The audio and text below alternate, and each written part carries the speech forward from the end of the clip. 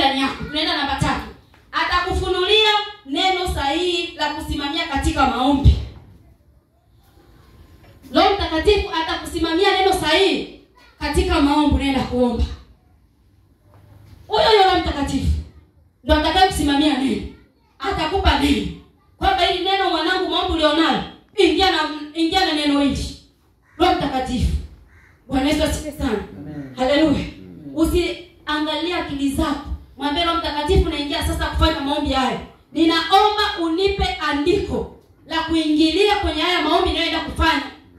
Yeye atakupa neno zuri, atakupa mstari mzuri, mstari wa kumtia Mungu, mstari wa kumshtua Mungu. Mungu naye akaona kweli mwanangu amenitaja kwa ujasiri. Ukaingia kwenye maombi katiririka na maombi yako yakapata kibali.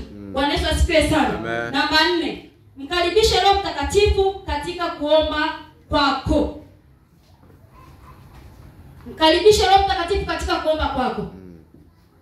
Usiombe wewe kwa akili zako. Nimetangulia kusema, mtangulize Roho Mtakatifu katika kuomba kwako. Mwambie Roho Mtakatifu, sasa ninaingia kuomba. Ila mimi sijui kuomba sawa sawa na inipasavyo. Ila naomba wewe ambaye Mungu amenipa wewe ni kiongozi, naomba unifundishe, naomba unielekeze jinsi ya kuomba. Yeye mwenyewe unaona kweli Roho Mtakatifu anakupa, anakuelekeza jinsi ya kuomba. Utashangaa unapata nguvu za kuingia kwenye maombi kwa sababu umemwambia Roho Mtakatifu, naomba unifundishe jinsi ya kuomba. Nimetangulia kusema pale nikasema kwamba hakuna mtu aliyezaliwa anajua kuomba. Anayetusaidia kuomba sisi ni Roho Mtakatifu.